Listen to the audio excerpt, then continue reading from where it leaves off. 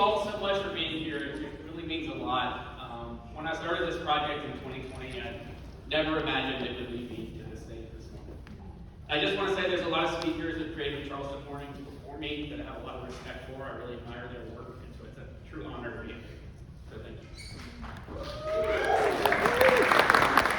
I started the Mean High Water Project in 2020. But what is it? The name itself is in reference to the tidal gauge at the Customs House here in Charleston. Mean high water is actually the average of all the high tides we've seen over a period of time, an epic. The project itself is a photographic archive. As you'll see through this presentation, I've learned I want to document the way the flooding looks like in Charleston because it's going to look different in the future. And it's going to look different in the future because of choices we do or don't make and how we choose to live with it. I also launched it as a resource. There's a lot of data out there. And back to the name and the tidal gauge, when I was trying to come up with it, I think the science, the data, and linking it to photography, that's a main goal I have. And when I was searching for high water names, at a music festival here, there's a lot of things that refer to as high water. So I landed on Mean High Water, and it stuck. It works better than Mean Higher High Water. I launched it as a resource. There's a lot of data, a lot of things out there. I like to create maps to show why and where things flood. I think it's important that we all understand why we're flooding and where we're flooding. And so I provide resources on the website. I actually use it as a bookmark myself all the time to get to tide prediction. It's a work in progress. It's constantly changing. I actually relaunched and redid the website last year. If it becomes stale and stops changing, I think it's time to archive it and move on. And I think most importantly, I launched it as a call to action. And again, when I launched it, I had no clue the life it would take off and that I'd end up here. Man, y'all really like liking and sharing and commenting on photos of flooding in Charleston. I think the biggest unintended consequence that I could never could have imagined is how many people tag me in stories of flooding or send me photos of flooding and send me just accounts of their experiences with flooding. It's really wild. And I'm really appreciative and honored that it's become that. I launched the project in late November, early December of 2020. And there were really two events that kind of planted the seed for what is now Mean High Water. The first, this photo on the left, this was a heavy rainfall early April 2020. So this is still lockdown. It's a really weird time. And I got out of my house after the rain stopped and got photos of the flooding in North Central and Wagner Terrace. Less than a month later, there was another heavy rainfall late one morning, and again, because of the pandemic and working from home, I was able to put on my rain boots and hop on my bike and go out and document what the flooding looks like in the city. And that's become kind of my preferred method of getting these photos. I hop on my bike, I put on my rain boots and my waders. So if you see an idiot biking around, get waders, just wait, that's me. I shared these photos on my personal Instagram page and got more engagement than I was used to getting. And so it planted the seed, maybe I needed a platform to share photos of flooding and kind of make it the science/art project. And so late 2020, I launched the project. But I think to understand who I am as a person, as a professional engineer, and ultimately what Mean High Water is, there's a couple events that I want to cover.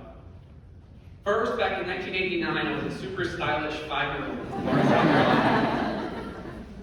My family had just moved there, and about 2 months before I turned 6, Hurricane Hugo made landfall just north of Charleston. Hugo was devastating to Charleston. It was the highest tide we've ever seen in Charleston Harbor. And I don't want to say Charleston got lucky because it didn't get lucky, but it could have been so much worse. Had Hugo come in just a few miles south, the storm surge could have been 5 to 10 feet higher, which would have just been catastrophic. As a 5-year-old in Florence, South Carolina, about an hour inland from Myrtle Beach, I remember my brother and I got to sleep in my parents' room that night, and my dad going out on the back porch and hearing the howl of the wind as the storm passed. Most vividly, and I think the magnitude of the situation, I realized the next morning when I woke up and we didn't have power, and the only way in and out of our neighborhood was blocked by trees that were down. I think most vividly, I remember walking to this block where they were building some new houses, and the storm had knocked down the framing of all the houses, and all that was left was the pitched roof, which my dad and I walked up and sat on. Hugo installed an awe in me of these storms. And I think it's something that's tracked me through and it actually leads to where I am today. South Carolina got pretty lucky for a long period of time. We had a couple of evacuations in the 90s, but really most of the storms turned north and we didn't have a whole lot of impact. In 2002, I enrolled in civil and environmental engineering at the University of South Carolina. And in August of 2005, my senior year had just started, and Hurricane Katrina made landfall in Louisiana. What's that have to do with a college kid in South Carolina? Well, I had just started my senior level hydrology class, and Dr. Michael Meadows, our professor, came in and scrapped our lesson plan that day and lectured us about how Mother Nature holds the trump card. No matter how robust we think we design our infrastructure, Mother Nature can always throw a stressor at it that causes it to fail. And this was really impactful to me as an engineer. As engineers, we're using statistical analyses of past climatic events, storm surges, rainfalls, floods, things like that, to make predictions about the likelihood of it occurring in the future. But as climate variability changes, we may be seeing a time now where the past isn't a good predictor of the future. So we need to rethink the way we design cities. We need to rethink the way we design infrastructure so that we can better withstand stressors like Hurricane Katrina. After college, I graduated. I moved to Charlotte for a brief period of time and found myself in Charleston by summer of 2007. I had never really gotten into photography until 2010. A friend who was also starting her career in photography encouraged me to get a camera, which I finally bought my first DSLR in November of 2010. This was not the first photo I took, but this is kind of the inspiration that really pushed me to want to get a camera. This is I-526 looking from Daniel Island to Mount Pleasant. And I used to drive under this to work every day. And something about the symmetry, the scale, the brutality of this image, it was something that inspired me to get a camera and made me want to get into photography. I spent the next several months and years kind of frustratingly learning the technical components of photography, the exposure triangle, how to shoot in manual mode, and learned my appreciation for walking around the city and just documenting things. That's a completely unintended side effect of photography. I have this whole archive of how much Charleston's changed over the past 12 years. I didn't start taking photos of flooding until 2015. I was working on a drainage improvement project for the city. I was downtown on a site visit. This isn't the first time the City Marina gas station flooded, but it's the first time I was there to see it. And it was really, this is a stark image. I mean, seeing a gas pump surrounded by tidewaters of the Ashy River with blue skies in the background is just kind of startling. We see it a lot more now. We've gotten desensitized to it. We're used to it now. But this is the day. This is late September 2015. And this is where I really decided I wanted to start documenting what the flooding looks like in Charleston. Actually, 4 days after I took that photo was the 1,000-year rainfall. This was catastrophic for Charleston all the way up through Columbia. Just record rainfall, record flooding. We had actually been in Florence at my parents' place that weekend and tried to get back to Charleston early Sunday morning. I had to get off Interstate 95 because the interstate was flooded. Got on some rural back roads and was quickly greeted with this bottle photo of a rural South Carolina road in Sumter County that just disappeared in the water. Rather stupidly, continued to try to find high ground and get back to Charleston. Made it as far as King Street, South Carolina, which is this railroad track here, where the Black River had overtopped its bank so high there was absolutely no way to get through. I was very fortunate that I was able to make it back to my parents' place that day in Florence safely. Really not one of my smarter decisions ever. I got some good photos there. And then this is probably the most impactful day, especially as it relates to being high water, and this is Hurricane Irma in 2017. As an engineer, this kind of shook me because I had always assumed if we saw a flood like this, if we saw a surge like this, there'd be an evacuation in place. And so there wouldn't be that many life, health, safety issues. But there was no evacuation in place. Hurricane Irma was pushing up the west coast of Florida. I was with a friend and former colleague from the city. We had helped stage some temporary pumps to help some areas drain downtown after the flood, having no clue it was going to be this bad. I by chance, got to document the whole day riding around in a city truck. This photo of the low battery, this is probably the only photo I've taken that's truly gone viral. I shared it in real time. It's about 2 hours before the peak of the storm. Took it from my camera to my phone, quick edits, posted it to Instagram and Twitter. Took a live look at it. Next thing, the Weather Channel's reaching out to see if they can use it, and my mom's calling me, these other people calling her, the Weather Channel.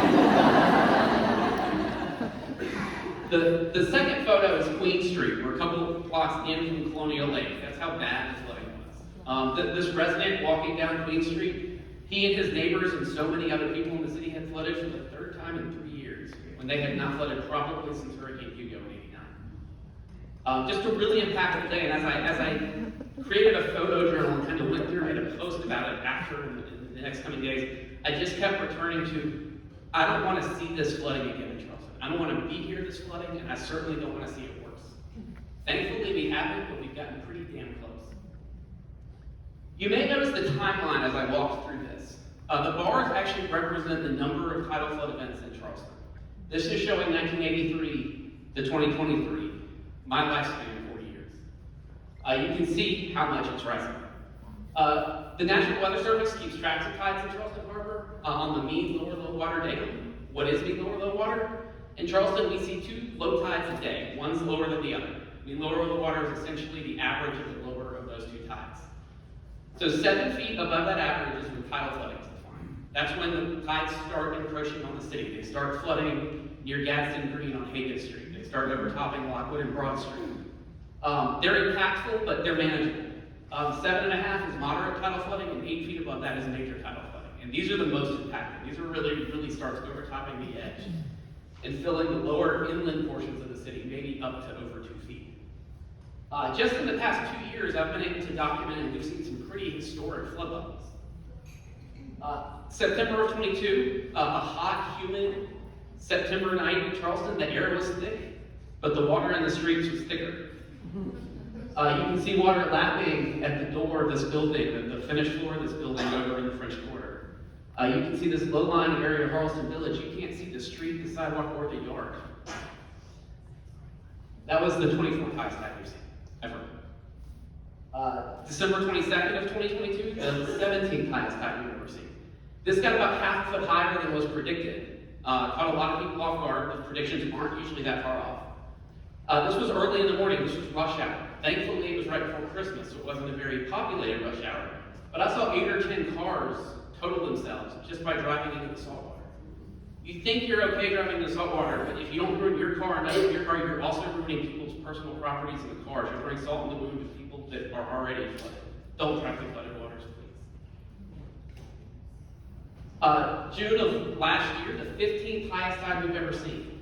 And when tides start getting to 8.2 or higher, 8.2 may not sound like a big difference if you think about it on a ruler. That's a big difference when water starts overtopping the edge. That's really when water starts backfilling almost with velocity. You can see water moving in front of this Charleston signal in Charleston Village. It was picking up trash cans and recycling bins and floating them down the street. It looked like, if you watch some of the video I got, it looks like we had been hit by a major storm, but there wasn't even really any wind to speak of. The water just came up from below. This past August, Hurricane Idalia, I'm not sure how you actually pronounce that, but I'm from Georgia, so I'm going with Idalia. Really impactful. You can see the Union Pier Terminal site over by Harris Teeter on East Bay Street, over 2 feet of water on the street. As it often does, Water Street's in Old Creek. It's where water wants to go. Water has memory. Water Street is full of water. And then December this past year. This I think, as I look back in the future, will go down kind of like Irma for me. This caught a lot of us really off guard. The tide got over 1.5 feet higher than predicted. Luckily, it was a Sunday morning, so there wasn't that much impact to people being around the city, but it was still really impactful. When I got to the market sheds this morning, I did not like this day. It was really too hard. It was too much. I drove, but I did have my waders on. When I got to the market sheds, the water was lapping at the slab of the building.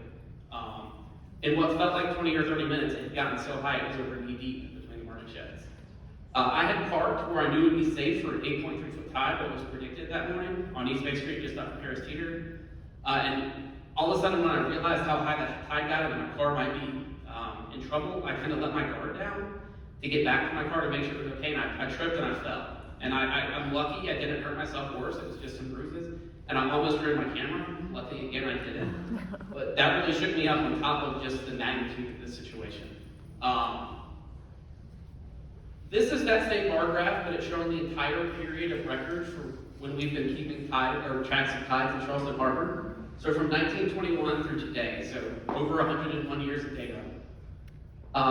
I'm not going to focus on all this, but over the entire period of record, we've had 49 tides that reach that major tidal flooding threshold. In my lifespan, the past 40 years, we've seen 42 of those. And in the 8 years that I've been taking photos of flooding in Charleston, we've seen 35 of them. If you break that down to percentage, we've seen over 71% of all major tidal floods in Charleston Harbor over the past 8 years.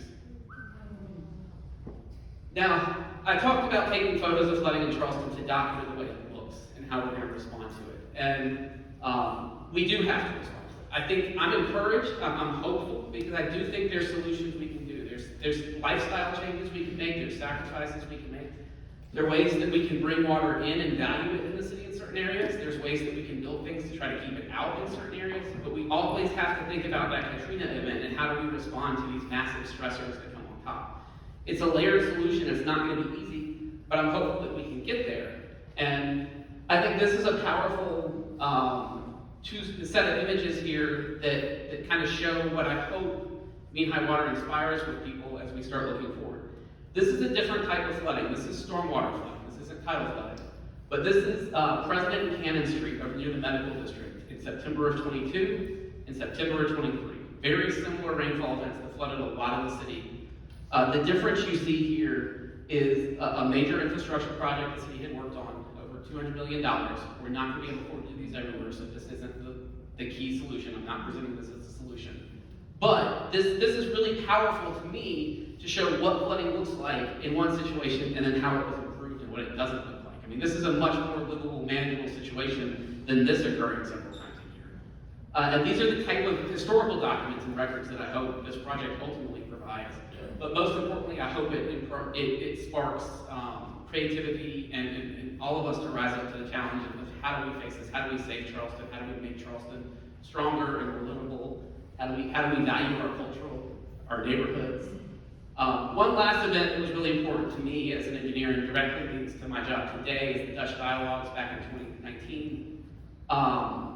This is a photo I took of Mount Sinai Church over in East Side on America Street back in 2016. It's a stormwater flood.